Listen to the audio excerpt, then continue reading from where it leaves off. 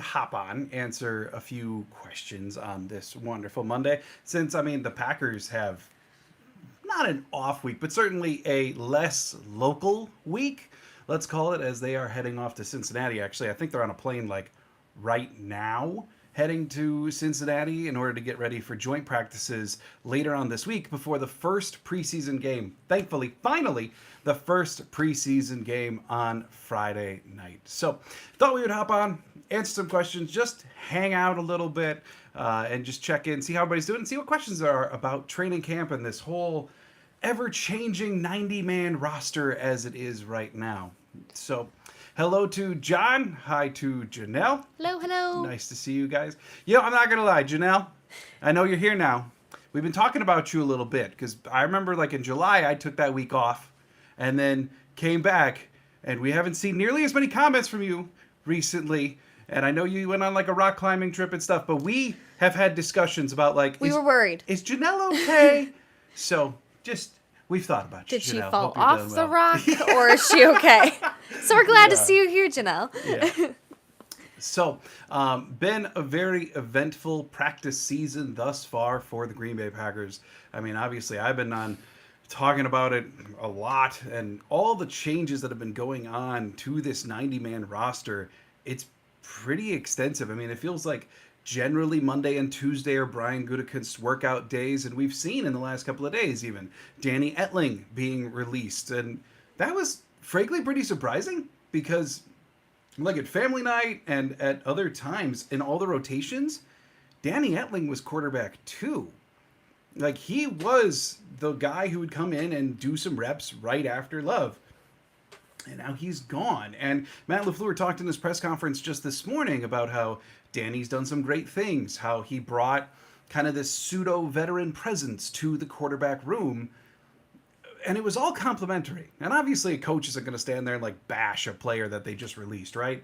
But it just kind of gave me the feel of the Packers are saying, okay, we know what we have here. We believe as though the other two quarterbacks on the roster, and Clifford and Magoo, potentially have higher ceilings once they learn more of the offense. So let's just cut our losses now, give them more reps since we maybe believe in their potential more, and move right on. Now, today I wasn't able to be at practice because they scheduled this one at 12:30, which coincided with a doctor's appointment that I've been waiting for months. So wasn't able to go, but I did see that Clifford took all of the, let's call them number 2 snaps today. At least he was next up in the rotation behind Love, and then they would give Magoo kind of what was left, as has been the pattern over the last couple of weeks in camp with Alex Magoo. So, Janelle, I see you survived. Kudos. Good job. Glad you're okay. So, yeah, with this 90-man roster, and keep in mind, too, it's 91 men. They did sign somebody today, which took them right back up to the limit. I haven't been able to read up on him a ton. His name, I believe, was Nicholas McCray, a running back with some experience at other franchises. I did see that. He spent some time earlier this offseason with the Cleveland Browns, spent some time last season with the Baltimore Ravens, and one other team that's not coming to mind right now. I just did kind of a quick skim when I saw that they signed him. So he now is in the conversation, and of course they want to see what he's got, but at the same time, this is probably Lou Nichols is out with a shoulder injury. They have not revealed how long we expect him to be out. Realistically, they were just beginning to run low on running backs because really at this point they've got Jones and Dillon, who obviously have secure spots, and then Goodson, who's been getting the ball more and more, Patrick Taylor, and then they had Emmanuel Wilson, and then they did. I think they just wanted another body with Lou Nichols out, and that also tells me that maybe Nichols is out more than just a couple days. So we'll see what happens with the running back position. One thing I can tell you about that spot is obviously Goodson is a spark plug with the ball in his hands, and Patrick Taylor does what he does. I look at him as though he's Mr. Reliable, no flash, but like he does what he does. One guy I've been genuinely impressed with has been Emmanuel Wilson. He's a big kind of hulking back, trucking through people. But he's also shown that he can catch lately, too. And that's been an unexpected development. And it just seems like, I know he's going against the third stringers mostly, but it just seems like whenever he gets the ball, he's throwing off at least one defender in live tackling periods. And that's commendable and a trait that I don't think a lot of people saw. So realistically, does he stand a chance to like upend Goodson or Taylor for the number 3 running back job? Probably not, but maybe a good practice squad body. Certainly someone that the Packers have kept this long for good reason. So, anyone out there? I see we got a few people now that we're getting going. Anyone out there with any questions about the roster or anything that's going on at training camp? Anything like that, we'll be happy to answer them as we go along. You know, one thing I do have to say is we both were at family night this last weekend, and they introduced a couple of really cool things. I don't know if everybody saw my like family night recap, but they brought in, now when the players come out of the tunnel, they bring out their families with them, which I know isn't football related, but like it was adorable. Yeah. And you saw like David Bakhtiari with his little one, AJ Dillon carrying his, and a good friend of mine that I was at family night with said like Dillon's quads appear bigger to be than his baby, which yeah, I think is factually accurate. That was just a really nice addition. And then the other cool thing that was really neat to watch was they brought out regular humans to do the drills. And it was kind of this stark reminder of like, oh, even the worst athletes or the worst guys who are doing tryouts for the Packers are better, infinitely more talented than a regular human, because the punt return one was rather laughable. They tried field goal kicks. One guy hit a 25-yard field goal. And then they tried the 30-yard net throw. That one was rough. Yeah, that was rough. Yeah, it was. Well, and with the field goal attempts, after they didn't get it, they let him like move closer. They did not do that with 30 yard. Yeah, no, they kept had handing those the balls. people just Good luck. keep slinging, and I would even say it didn't really get better. It just stayed bad. Yeah. So, see, we got a couple questions now. If you want to. All right, so we got Don Welsh. Could Josh Meyers' snap fumbling problems be because he's trying to be quicker off the snap, like the show? Thank you, Don. Awesome. Thanks, Don. You know, it's possible. Honestly, I hadn't really thought about that angle of it. I will say I talked to a few other people at family night, and it kind of sounds like for that one fumble at family night between Meyers and Love, at least I've talked to a couple people that said that it looked like Love wasn't looking at the ball. That like Love was actually checking to a receiver and wasn't fully expecting the ball in at that second. So at least for family night, maybe that explains it. But nonetheless, that was the 5th botched snap in camp thus far. 3 have been with Love, 2 with other backups. I think that was the correct ratio. And then I did see a practice today that there were even 2 more botched snaps. This one between Cole Schneider and the quarterback that he was working with. So something is going on. Back to your point, Don, is it possible? It is. One of the things with Josh is he's needed to improve his run blocking, which of course would make sense in wanting to get off the ball quicker. You know, one thing that's overlooked about Josh Meyers a lot is actually in terms of center play last year, according to PFF, he rated out as the 8th best pass blocking center in the NFL. So it's run blocking that's his deficiency, which just happens to correspond with the exact same traits of John Runyan Jr. over at right guard. So would it make sense that he would try to get the ball out quicker to get to a quicker point of attack? I can see it being a plausible theory. Yes. But I can't say for sure that it may be. But that's a really, really good thought, Don. Janelle asks, will the Packers keep 6 edges now that Gary is back? Oh, I don't know, Janelle. So I was playing earlier today with my 53-man roster. In fact, later this week, I might be putting out a new video going over like a revised 53-man roster now that we're getting close to preseason games. My massive question with keeping an edge 6 is, where do they not keep someone then? Is it possible? Yes, absolutely, because you figure you've got Preston Smith, Rashan Gary, LVN, and Egbare, and Hollins, and pretty much all 5 of those are locks at this point. Like, Hollins has been getting most of the snaps with the starters while Gary's been out, so you would think all 5 of those are locks. And I know that the 6 that you're asking about is probably Brenton Cox Jr. Just going to go out on a limb there. And he's a really interesting case because, like, Family Night was the first time, at least through the training camp period, that I felt like Brenton Cox really did something that was exemplary. And that was completely annihilating Caleb Jones in the one-on-ones because he was just way quicker than Caleb Jones could handle. But other than that, Cox has been kind of surprisingly quiet over these first couple of weeks. So I understand the want to keep Cox on the 53 because it's very possible that he could get claimed elsewhere if the Packers don't keep him. But keeping 6 edge is a lot. And I just wonder if they keep a 6th edge, are they probably going to have to subtract from the secondary? In which case they probably don't want to, because the secondary in and of itself is also kind of burgeoning with people at this point. So valid thought, but I'm going to go down in the I'd be surprised category.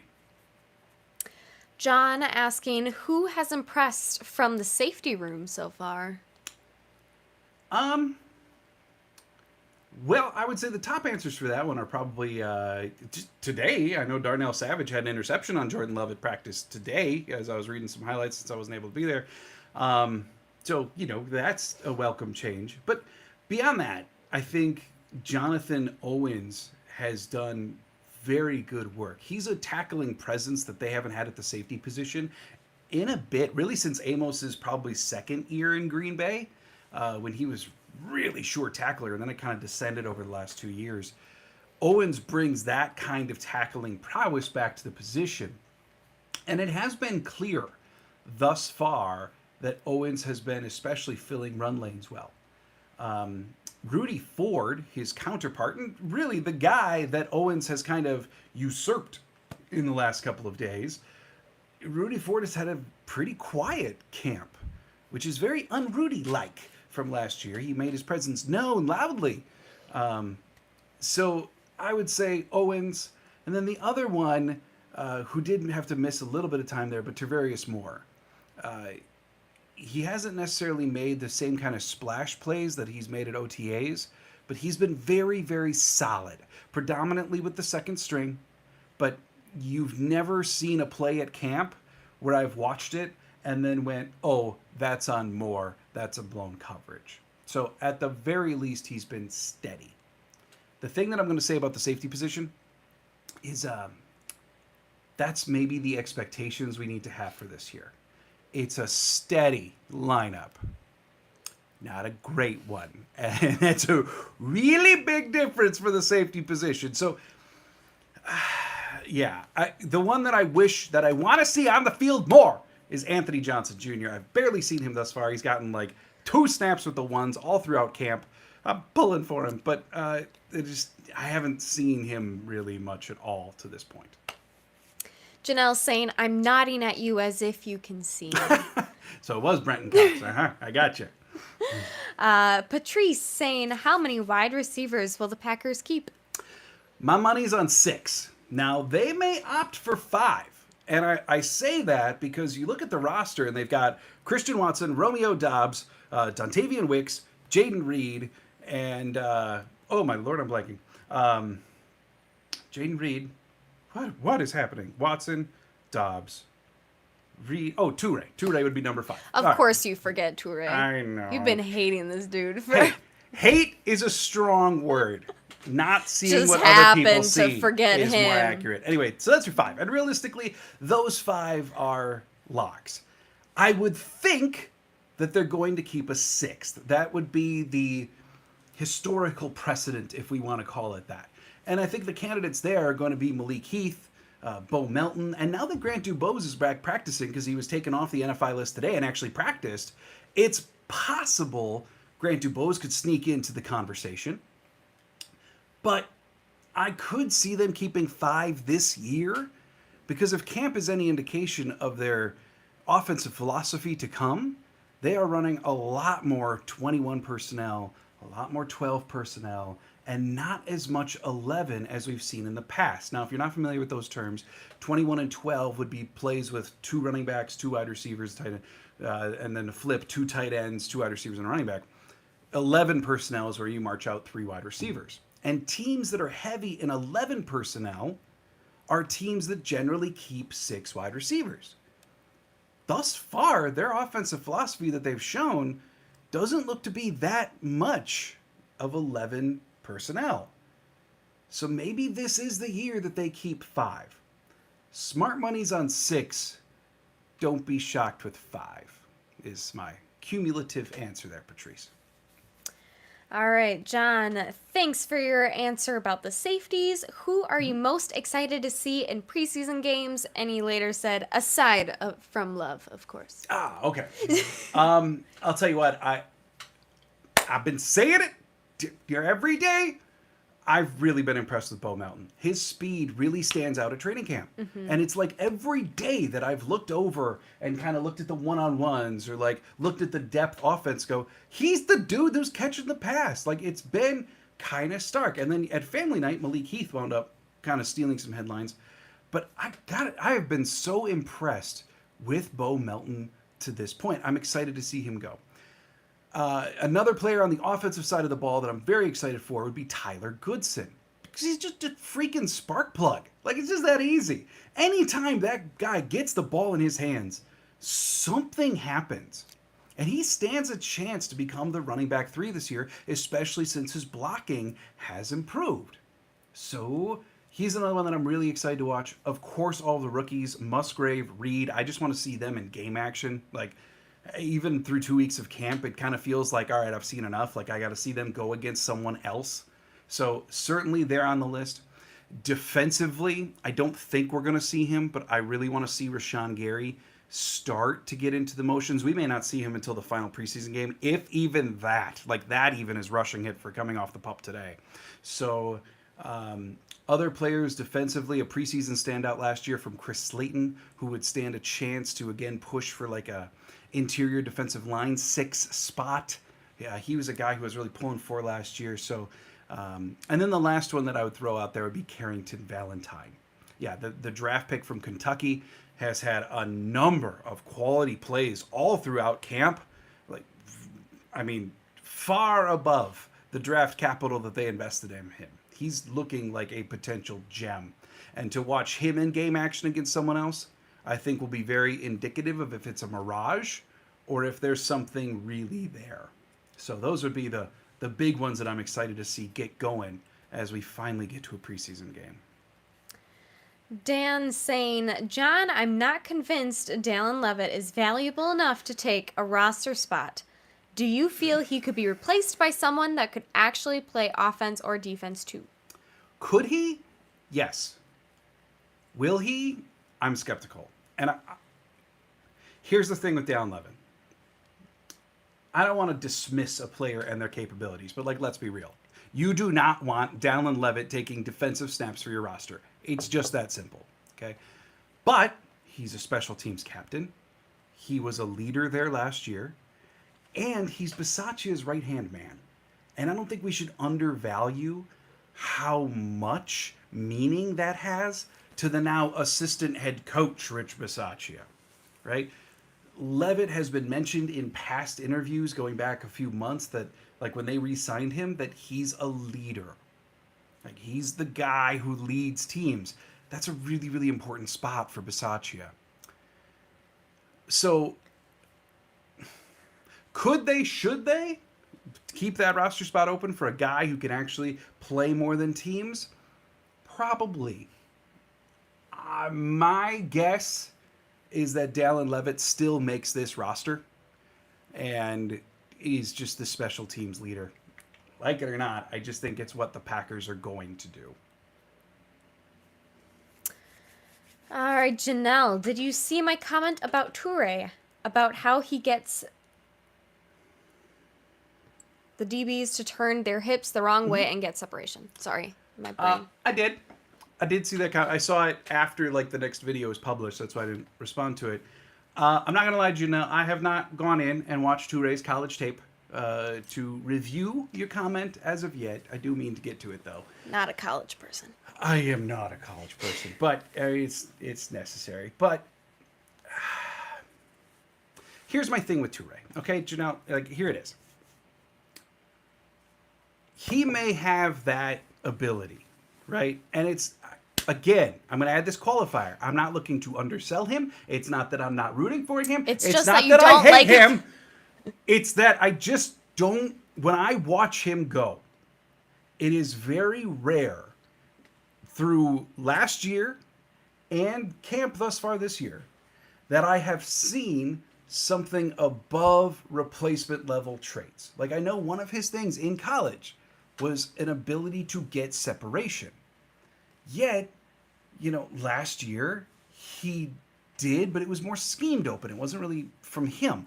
This year in camp, he's had some really nice plays. But are they the types of plays that are above like a replacement level wide receiver? I personally just don't, when I watch him play, I don't see any defining trait that says, yup, that's what he's good at, that's what makes him unique, and that's what he's better at than anybody else. Whereas other receivers on the team, of course, like you've got Watson, you've got Dobbs, who does some exceptional things. Jaden Reed has been this revelation as of late, and even today I saw he had a bobbled catch for a touchdown from a illegally posted highlight from training camp. But when I just watch Toure, I just don't see the spark. I don't see what trait he's got that just makes me go, that's the guy. Like, that's what he's good at. I'm sorry. It's okay. I just don't see it. You just hate him. It's fine. Hey, I will root for him.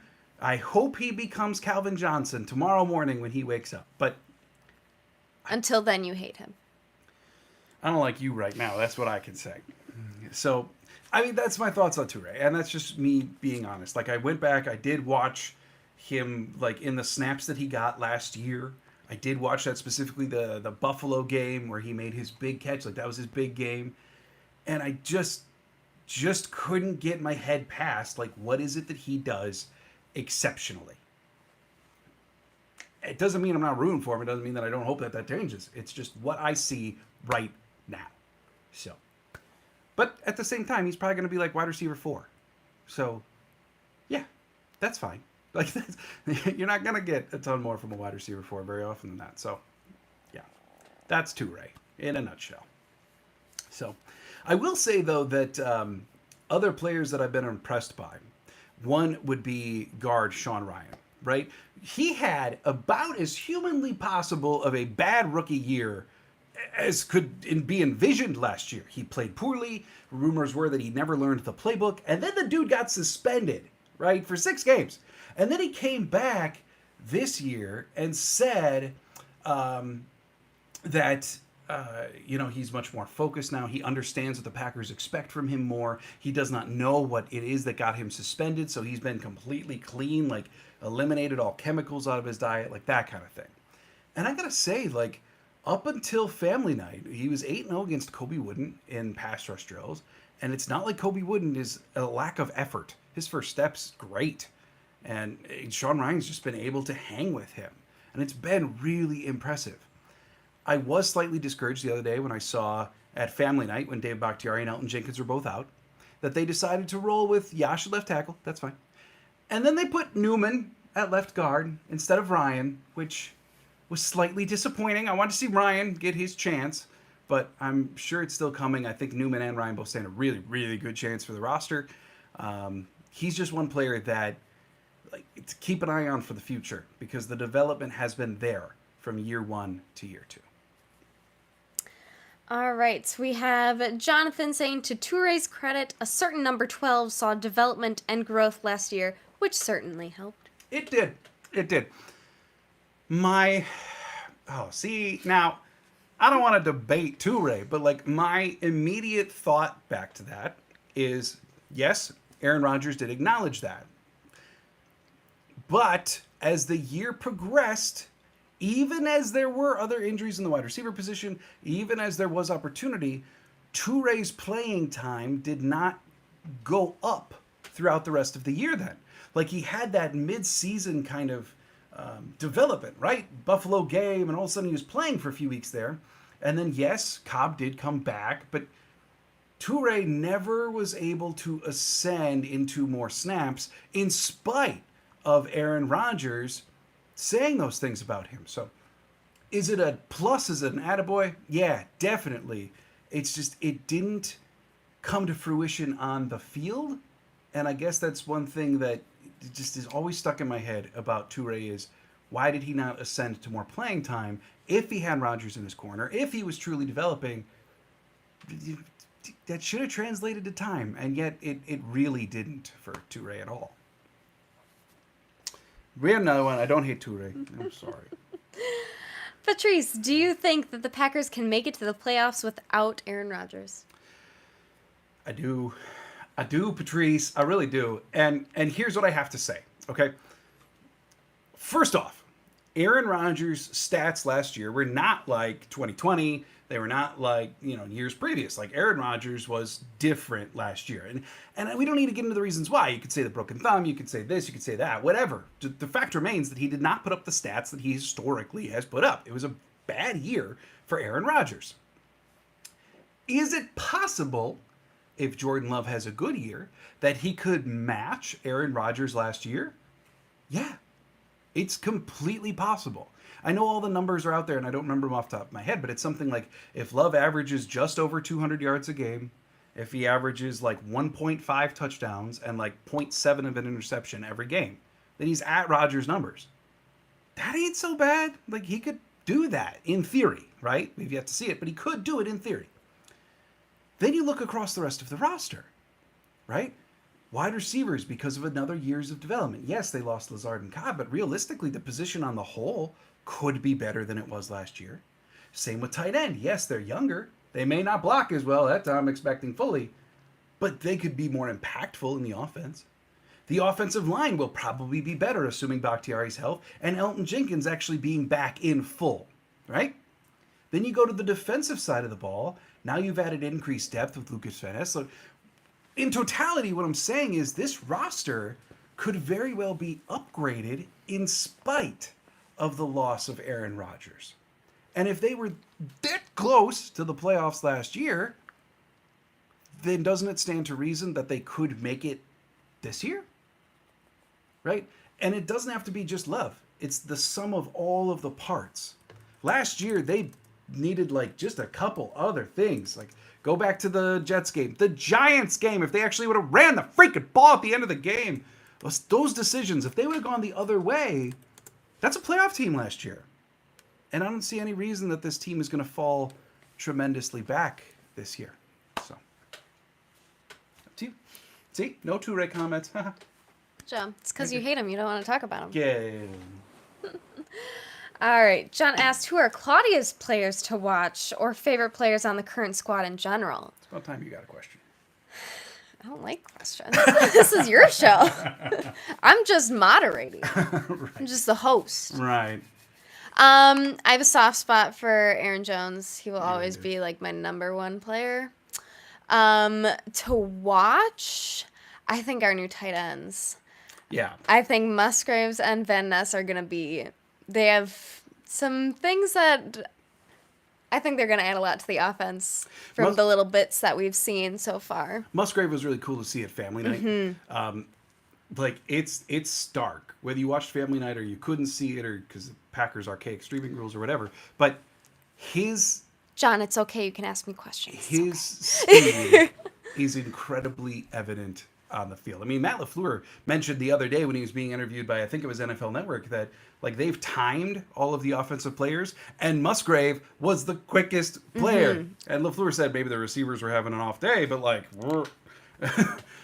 so, I mean, but it's you watch mm-hmm. and it's so clear. He is just bigger and faster. Yeah. And I got to tell you, if the Packers cannot figure out a way to utilize someone with his size and his speed, to me, that just comes down to an abject coaching failure, right? Like, if you're given this gift of a guy who runs routes well, is just as fast as wide receiver as a tight end, and yet has a tight end body, and you can't figure out how to get him the ball. So, Musgrave is very, very exciting for the offense. We haven't seen a guy like that in a very, very long time for Green Bay. Yeah. But then also, I've been to one training camp. I've only gotten to go to one. Then I went to family night. The one training camp that I went to, Bakhtiari was doing a whole lot of stretching. And then family night, he wasn't there. And Packers say not to worry, so I'm not worried. But I'm watching. It's concerning. Bakhtiari was back out there today. Like, that's certainly notable, right? But I said the other day that my major concern with David Bakhtiari, or any older player, right? Like, think back to Mercedes Lewis last year. Like, Mercedes Lewis practiced once a week, maybe? He wasn't practicing, right? And David Bakhtiari, even though he's not that old, is basically on that trajectory. Like, for the rest of his career, probably, he's going to have some kind of knee management. And that's not uncommon for a lot of offensive tackles as they age.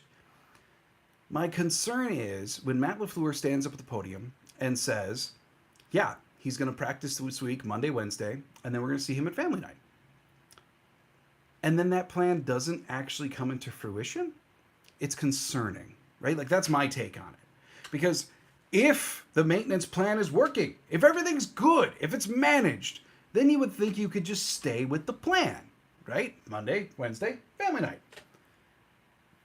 But if you don't follow that plan, it means something isn't perfectly right. Now, this is the time to figure it out. Who cares in the grand scheme of things if he misses family night? Who cares if he sits out all of preseason as long as the dude's ready to go week 1? So this is the time to screw with the maintenance plan. This is the time to figure it all out. But it's still, I don't like it when LaFleur stands in front of people and goes, this is the plan. And then we're a week later and the whole plan got botched. I'm not saying it's worrisome yet. I'm not saying it's a problem. I'm just saying it's concerning and still something to keep an eye on as we go. So, yeah. Jonathan says, good points. So, good thanks, points. Jonathan. Thanks. And John said, oh, sorry. You can ask me questions.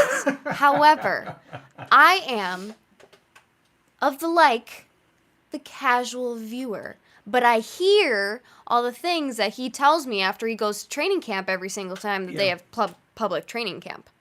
Yeah. So, I think... Hopefully not, right? So, I will answer questions. I just don't have a lot of knowledge. Lee says, who was it that said it might be a long season with Love again? Was it Demowsky? Yes, it was. It was Rob Demowsky, ESPN's Packer reporter. And I don't like to trash other media members unless they are true garbage. Oh, now I know who this is. But okay.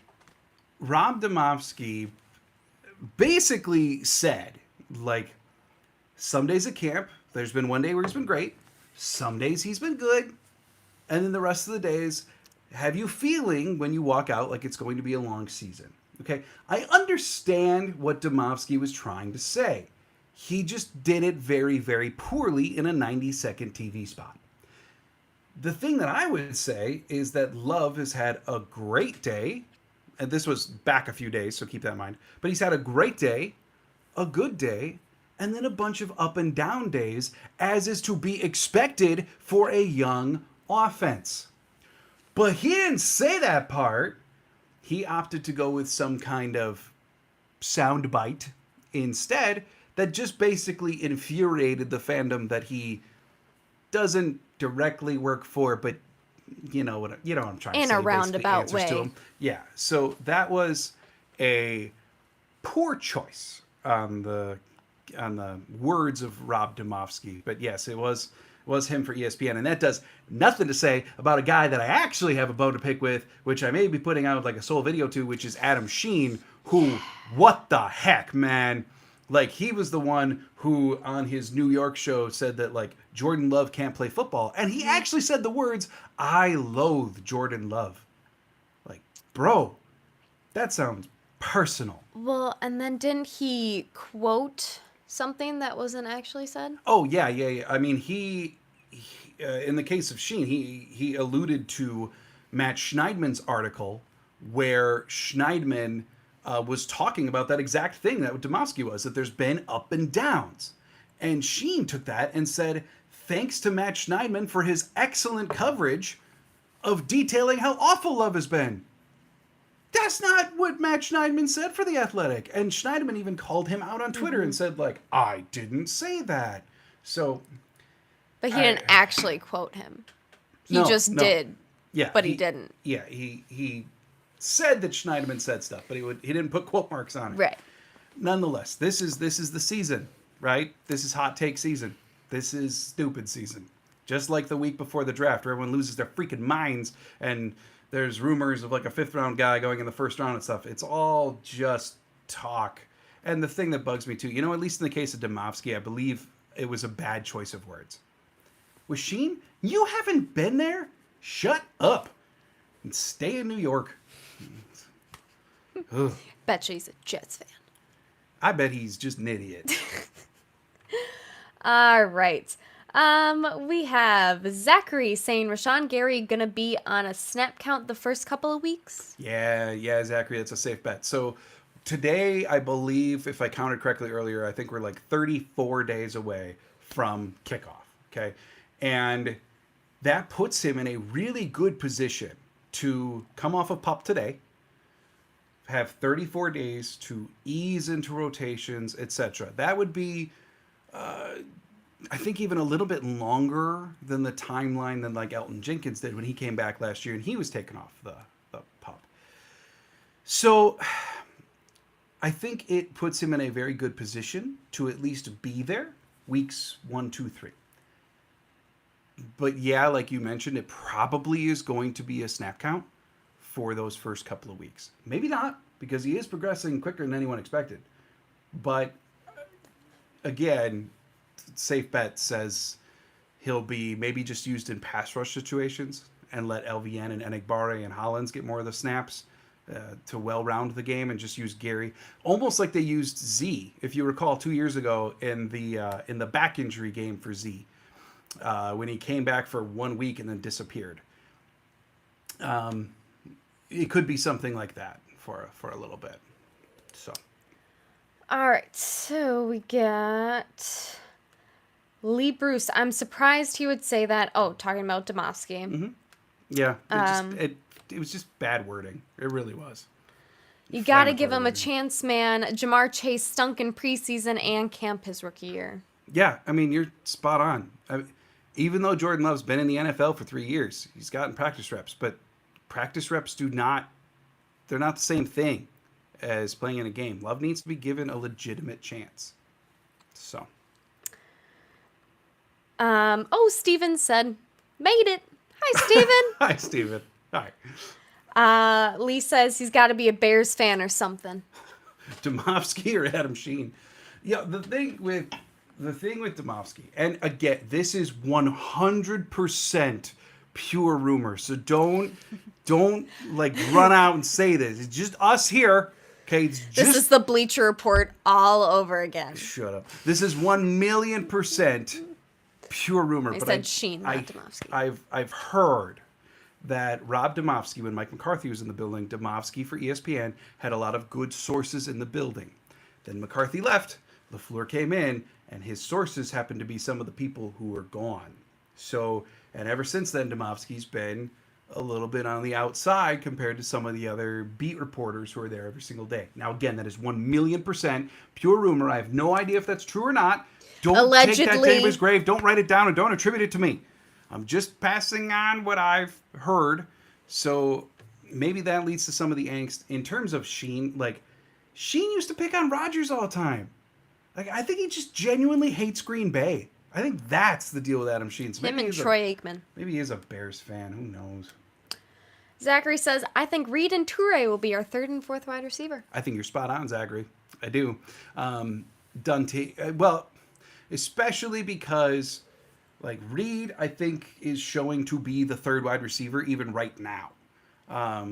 Toure is more of a slot type like Reed, so I think he's kind of in that mold with Reed. Dontavian Wicks, I think as he gets playing more and more, he may stand out a bit from the crowd and take some of like the wide receiver 4 type snaps. But again, like you're talking minuscule snaps throughout the course of time. But I agree 100% with Reed and Toure starting 3 and 4 to start the year completely. Bruce asking, who is this year's Keyshawn Nixon? Breakout player that most people don't see coming. That's a really, really good question. That's really good. Well, you got to eliminate all the rookies, right? So, like, take all of them out because there's a lot of buzz already about Musgrave and Reed and all those.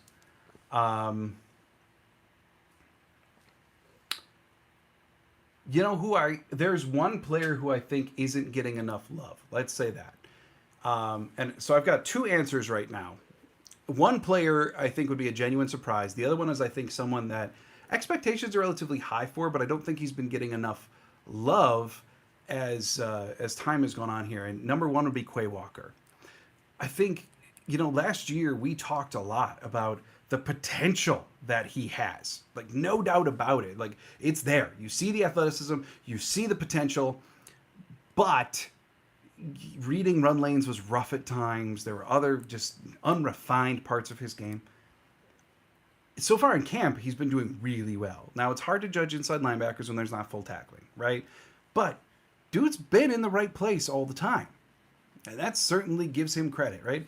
So I think Quay Walker could be a guy that really takes that next step this year. In terms of a totally like unknown, new to the team quantity, I would probably go with Jonathan Owens. I really like his tackling ability. I think his coverage ability, he got just massacred on PFF for his coverage grade in Houston last year. But from what I've seen, I don't think it was that bad. So he's a guy that if he can get that starting job, if he can hang on or, get the job at all, he is someone that could exceed expectations for a lot of fans. Not going to be an all-pro like Nixon, but someone that could exceed expectations for sure. All right. Yeah. Steven, almost time to stop listening to most of the national media. Watch, listen, and learn from Packer Media. How is our tight end run blocking looking for you? Yeah, Steven, you're not wrong about your media point. Because it's really at the time of year where all the local guys are there every day. They're going to know better, right? And all the national guys, it's impossible for them to be up on every single training camp note. How did that guy...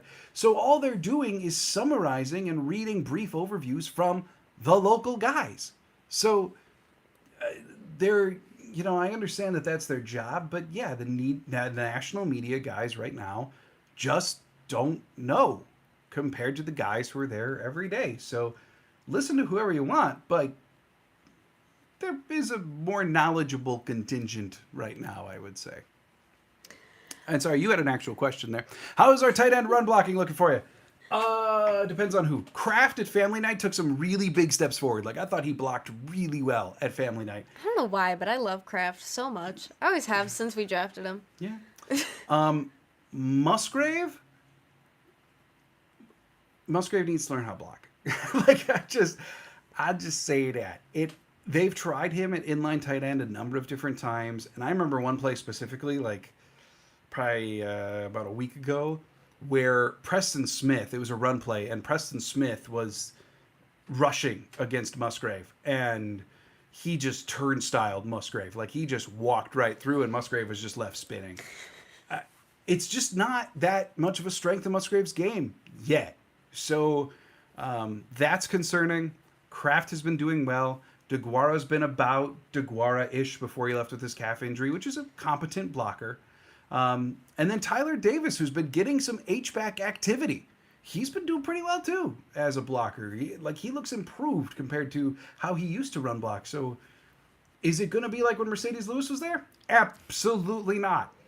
Might it still be competent? Yeah, it stands a chance to. Dan saying, were you surprised they let Etling go? Who is QB2 to start the season? I really was, Dan, because he was QB2. But, like I mentioned earlier, I think they just hit a point with Etling where they looked at him and just said, this is about what you have, isn't it? Like, we want to move on with other guys that we can see what their ceilings are. Number 2 to start the year, as it stands right now, I'm inclined to say is going to be Clifford. Now, Alex Magoo admittedly is still learning the offense. But let's say the Packers only keep 2 quarterbacks. Who are they going to keep? The guy who, yes, was USFL MVP, but has been on other teams' practice squads, or their own 5th round pick this year? That's going to go to the 5th round pick. Like, they keep draft picks. There's only been 4 instances in Brian Gutekunst's tenure as GM where he's drafted someone and then not had him on the roster. And Clifford got a shout out from LaFleur today for looking like a competent, LaFleur called him a gamer who bounces back quickly. They're beginning to believe in Clifford. Just picturing the one commercial from Matt LaFleur where he's the teenager. Oh, yeah. Yeah. The gamer. It's Yeah, just Matt yeah. LaFleur. So, I mean, it's that number 2 quarterback, I think, is Clifford. Now, if Magoo learns the offense, just goes on a roll here in the preseason, or if they go sign someone like Nick Foles, Teddy Bridgewater, whatever, then that could change fast, and Clifford could be held on the roster as the number 3 quarterback and then just deactivated unless in the case of injury with that new rule. So, but as it stands right now, I'm inclined to believe that it's Clifford number 2. Let's see. Lee's saying Sheen, not Demowsky, about what we were talking about earlier. He agrees with you on Jonathan Owens being the breakout. And Steven saying Dubois path at this point. Oh, Grant Dubose? Yeah, Oh, okay. the 7th round receiver. I mean, he's back today. Like, he's off the NFI list. He practiced today. Luckily for him, we haven't gotten to preseason games yet. Now, he is far behind. He did not participate in OTAs because of this injury. He has not participated in camp to this point because of this injury. That's a lot of lost time for a 7th round pick. But could he make it yet if he outperforms Melton and Heath in the games? Yes, he could. But he's far behind at this point. And he is going to pretty drastically have to outperform Heath and Melton in order to get that wide receiver 6 job. Again, if the Packers even keep one, which they may not this year. So he's got a long road to climb, but for sure he's going to have to topple at least those 2 in order to get wide receiver 6. All right. Zachary saying Jordan Love is my X factor. The season's going to go pretty much how Jordan Love goes, right? It is. They may be able to cover for more this year because it is a pretty well-rounded team, but team will go as Love goes. That's for sure. Jonathan saying Kingsley's going to have a big season. Yeah. If he plays. That's my one contingency. I really, really like Kingsley Enagbare. They got him as a steal in the draft last year. But my question is, now that Gary's back, like, let's say Gary plays week 2. Like, he takes week 1 off, right? But he's back week 2. Okay. So even weeks 2 through 4, like, Gary's just a situational pass rusher. Okay. You still have Preston Smith, Justin Hollins, and then Enagbare. So even with Gary back taking situational pass rush snaps, Enagbare is still the 3rd guy down the depth chart. Or if LVN ascends and like starts putting together more, they may give him chances over Enagbare, which knocks Enagbare down to 4th. Like, the chances there for Enagbare to stake his claim to move up the depth chart. And if he plays, I think he'll play well. We saw that last year. Like, when he plays well. But my very legitimate question is, how often really is he going to play? There's only so many edge snaps to go around, and they are so loaded at that position. It's hard for me to see Enagbare getting snap after snap after snap when there's so many other guys. Zachary asking, what you talked about just a bit before, Sean Clifford or the USFL quarterback Magoo gonna win the QB2 battle? Yep, right now Clifford. Lee saying Rasul and Devondre were both All-Pro or All-Pro caliber after signing on cheap True. deals from other teams' practice squads. I wouldn't rule out another Goody signing becoming an All-Pro. It's what Goody does, right? Like, that's the awesome thing about what's been going on lately. I think you have good wording there. I wouldn't rule it out. I just do not expect it. I think that's the good way to say it. Zachary, oh, a really good question. Matt Yeah. LaFleur or Jordan Love have more pressure going into the season?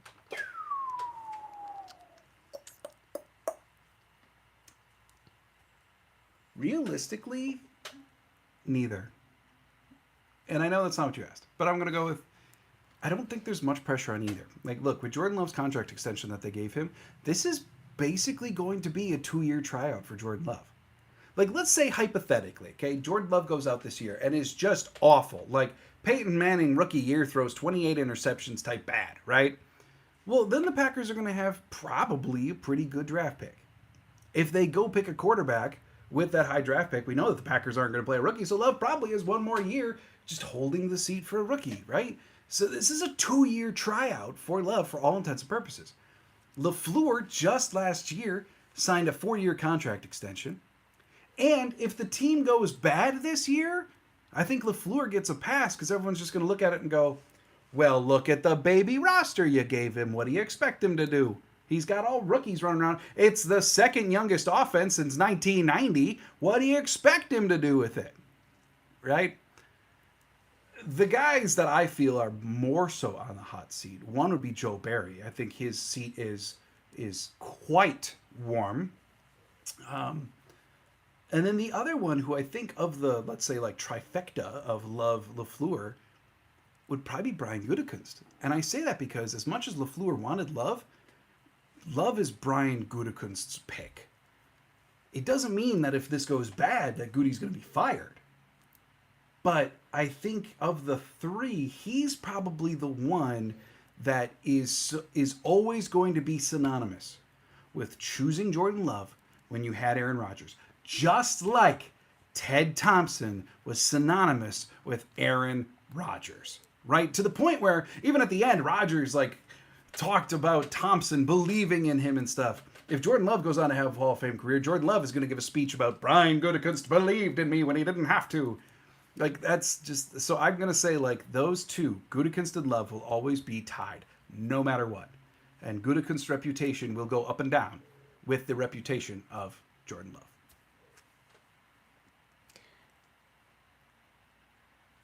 Yeah? We have made a circle Mm-hmm. with our quarterbacks. Though, in each time, the quarterback that is having the pick of their air, you know, Favre was absolutely intolerable with Rodgers. Yes. Rodgers was good to love, but very cranky. Well, he was very good to Love. He was very angry at the organization. Right. I think we can say that now. I'm hoping that this circle can end No, we'll find out in 15 years. of even if they need to pick somebody new while Jordan is still good, maybe we can just not be angry. Read the comments. It's fine. I'm a wishful thinker. Yeah, good luck with that. I mean, NFL players have ego, and they're allowed to do so. Yeah, that's true. They get paid a lot of money to do so. All right, Steven. Okay, so offensive line issue at center. Yeah, they're certainly looking at it. I think with Josh Meyers, what you get is you get a wildly inconsistent center who at times looks very good and at times looks very bad. Could they make do with that? Totally. They absolutely could. We've seen them do it. Is it ideal? No, but they could make do. What Tom offers you is probably steadier play, quite possibly a higher upside. But then you've got Yash at right tackle. And we saw at times Yash at right tackle last year could be a detriment to the entirety of the offensive line itself. I mean, remember, in that Detroit game last year, Yash wound up getting taken out for Tom. Like, so Yash is a starting caliber tackle, but he's by no means perfect. So what LaFleur has said they are doing, and I very much believe what they're actually doing, is finding the most cohesive five. Not necessarily the best, not necessarily the high ceiling, but who are the 5 guys when lined up, like shoulder to shoulder, are the 5 that can make the most cohesive offensive line? Whether that be Tom at right tackle, Yash on the bench, Meyers at center, or Tom at center, Yash and Meyers. Maybe they'll try him at right guard. I wouldn't be shocked by that. And then put John Ryan Jr. Like, who knows? But that's what they're doing right now. And they're going to continue to rotate guys through until by the end of preseason, they find what they believe is the most cohesive unit of 5 individuals. That's the exploration right now. The good thing is, even with Meyers, like we're so focused on Meyers right now, potentially being the worst of the 5 starting offensive linemen, having a guy who grades out to be an average center be the biggest problem on your line is not that much of a problem. The Packers, in totality, the Packers' offensive line is far better than 90% of the NFL's offensive lines. So just something to bear in mind as we hyperanalyze. Let's see. Zachary says, I think Zach Tom will win the center battle. It's possible. One of my only reservations is if you have Tom starting at center. Okay, so let's say hypothetically the line is Bakhtiari, Elton Jenkins, Tom, John Runyon Jr., and then Yash, right? And then David Bakhtiari's knee fills up with fluid and he needs to miss a game. Then you are realistically probably going to have to reshuffle the whole thing and put Yash at left tackle instead of right, or Tom out there instead of center. Meyers coming back into center.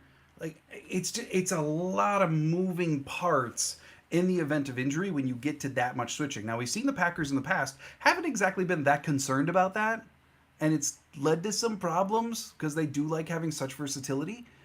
But it's something to be mindful of. Tom probably, I don't know as if I want to say probably, but Tom very well might have the higher ceiling at center. He may be the better center right now, even. But one of the things that they're looking for in that cohesion is how much shuffling, how screwed do we get if one of these guys goes down, is what it really boils down to. And they got to find that right mix. Zachary's saying, I'd be surprised to not see the Packers pick up a veteran free agent wide receiver at some point of the season. You'd be surprised? Sorry, say that again. He says, I'd be surprised to not see the Packers pick up a veteran free agent wide receiver at some point of the season. You know, it's possible, but for one, the free agent pool is getting shallow. But two, I really think at the wide receiver position at least, because that's a position that takes time. One, to ingrain into the playbook. One, to mix with your quarterback chemistry-wise. I think we might see a midseason signing at something like defensive line or somewhere positioned like that. But wide receiver, I personally believe that once we get into week 1 and we've got that young crew of receivers, that's it. And we are going to live or die by them and just see what we get this year. I think that's what's going to happen. Zachary saying, you articulate your words very well, my good sir. Thank you for the Packers and Thank you, Zachary. I appreciate that. Thank you. I do not articulate my words very well today. It's a long day. Yes. All right. Lee's saying, it's a shame Love wasn't an offensive tackle and took Bakhtiari's number. Imagine fans walking around with that on their backs. Yeah. I mean, 10 is just an underwhelming number to have that name on your back, right? Like there were other choices, but yeah, I hadn't thought of 69. That's good. Lee's saying, we took Meyers the pick before Creed Humphrey, by the way. Oh, Lee, I'm aware. I have read before that part of the reason Creed Humphrey potentially might have fallen in the draft is because he's left-handed. And there were a number of teams that crossed him off the list because they didn't want to deal with a left-handed center.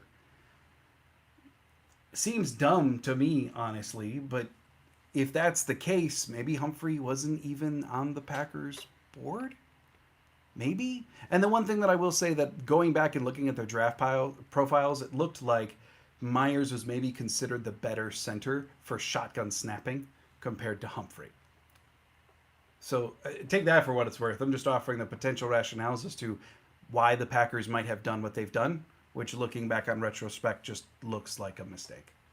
What does a left-handed center change? I know a left-handed quarterback changes how the Well, ball spins, which can affect some wide receivers, but what is... my thinking is that it influences the snap, right? If a quarterback is used to getting it from, let's say, like the right side of the ball coming in and coming in at a certain angle, and then you switch that to the left, maybe just some teams view that as being more problematic than it's worth to make that switch because it may just be uncomfortable. Kind of like a wide receiver dealing with a left-handed quarterback, right? Like it just changes how the ball functions. So maybe that's it. I don't know. Or maybe they just messed up. Yeah, let's finish up these couple and it's time to go. All right, Jonathan saying, if Meyers loses the center job, does he offer any versatility at guard, or is it John Runyon Jr.'s job by default? No, I think he actually does. And I know opinions on that are kind of split from what I've seen, but at the very least, it's worth a shot, right? I mean, John Runyon Jr., very good pass blocking guard, not so good run blocking guard. Josh Meyers, same can be said for him at the center position. So it's worth a shot. I mean, to go try him at right guard. He does have some traits that would lend itself very, very well to guard. He would not be a pull guard, but he's a big body who is good at the point of attack once he gets there. He's very good at locking in defenders into space. Like, these are the things that he excelled at in college, and a number of things would translate well to the guard position. So, hey, it's worth a try if he winds up losing that center job. I just don't know if the Packers are going to try it or not. Lee Bruce Ryan might be involved. Oh, Sean Ryan? Yeah, I was kind of discouraged at Family Night when they played Newman over him. I think Ryan, given how last year went, even though he is much improved, probably still has a lot of earning it to do in the eyes of the coaches before he would be considered for a job up there. Let's see. Where are we at? Oh, here we are. Steven, pocket or RPO, and how is the tempo looking? They're still going to have their fair share of RPOs for sure. Like, that's very LaFleurian. And tempo, honestly, at camp, it's really hard to tell because, like, if they're getting, like, there's not always a play clock, right? Plus, if they're getting lined up and LaFleur sees something that he doesn't like, LaFleur will just run in and make them redo it. So it's, in terms of the 2-minute drill and everything like that, tempo's been looking fine. But just on the whole in camp, it's really hard to get a gauge of tempo because they're much more focused on getting stuff right and not doing stuff quickly. We'll see that when we actually get into games. Zachary, I don't think David Bakhtiari wants to be on the team anymore with no Rodgers, but he has to play well if he wants to play elsewhere. I mean, yes and no. Like, he's a 5-time All-Pro. If Bakhtiari has a rough year this year and then wants to go elsewhere, it's possible a team will just pick him up, right? The thing is, though, thus far in camp, Bakhtiari's looked like David Bakhtiari. Like, he's looked very, very good at the left tackle position. And I don't know as if I'd go so far as to say that he doesn't want to be here anymore. I think his comments at his locker as of late have had a much more positive spin on them than those that we heard earlier in this offseason when he was away from the team, when the Rodgers stuff was still fresh. Maybe he was angsty because his best friend was gone. Maybe he was angsty about how it went down. Maybe he was angsty about being on a Super Bowl contender that now is maybe going to get a playoff spot. Right? But as of late, it's been much more positive, I guess I would just say. All right. Jonathan saying, almost seemed like since Meyers was an Ohio State guy, they expected him to be Corey Linsley. John, I feel the same way, actually, completely. I do. It was such a natural transition to go from Corey Linsley, Ohio State great center, to here's a guy who looks just like Corey Linsley when he plays, and he was at the same school, knew the same system. We'll just plug him right in. I do think that there was a certain element to that thinking. I think you are on a track that maybe the Packers don't want to admit, but it did make sense. All right, last comment for Yeah. today. Lee saying Love versus Rodgers Super Bowl. Book it. That's how we're leaving it. Thank you, Lee. What a way Thank to you leave for it your off. contribution. All right. Thanks, everybody, for coming by. Thanks for spending a little bit of time here. To be totally honest, I don't know what the schedule's going to look like this week, but you can bank on the fact maybe tomorrow, maybe Wednesday, for sure, at least 2 more videos will be coming out this week. And then also, don't miss it, next week, Thursday, doing a really cool show at Stadium View Bar and Grill up in Green Bay. We don't know the time yet because it's dependent on the training camp practice, but I'm joining up with Wisco Fanatics, another podcast. We're going to do a roundtable discussion about different elements of the roster, who are expecting to exceed expectations, some of the general questions of this, and we're going to be talking about it right after the Patriots joint practices, which is really, really exciting. So next Thursday at Stadium View Bar and Grill. Of course, you don't got to be there, but it's going to be a live show. So please, if you're available, check that out. I will put details on this channel, of course, as I know them once we learn the training camp time. But hey, thanks so much, everyone, for joining me here. Thanks for everything you've done for the channel. Thanks for helping us grow. And as always, Go Pack, go.